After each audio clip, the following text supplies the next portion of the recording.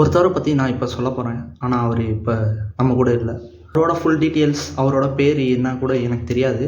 ஆனால் அவர் என்ன செஞ்சாருங்கிறத நான் இப்போ சொல்ல போகிறேன். ஒரு நாள் எப்பயும் போல் எங்கள் சார் வந்து கிளாஸ் எடுத்துருந்தார். அவரோட விஷயத்தை பற்றி சொன்னார். என்ன சொன்னார் அப்படின்னீங்கன்னா, அவர் சின்ன வயசுலேருந்து துருதுருன்னு இருப்பானா. ஒன்றும் பண்ணி பார்க்குறது, இது மாதிரி ஏதாவது பாக்ஸ் இருந்துச்சுன்னா ஓப்பன் பண்ணி பார்க்குறது, அது மாதிரி தான் அந்த தாட்லாம் இருந்திருக்கு.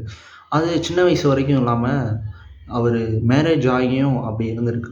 அவர் மேரேஜ் ஆகி 2 சில்ட்ரன்ஸ், அதாவது 2 குழந்தைங்க இருக்காங்க.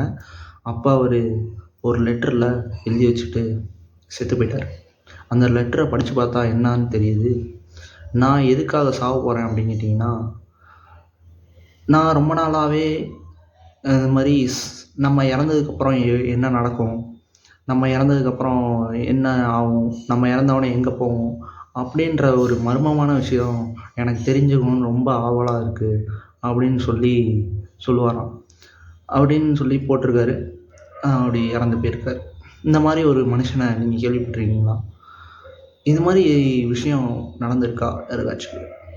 சரி, நம்ம இறந்ததுக்கப்புறம் எங்கே போவோம், என்ன ஆகும், எப்படி, அதை கமெண்ட் பாக்ஸில் கமெண்ட் பண்ணிட்டு போங்க. ஓகே, டாடா.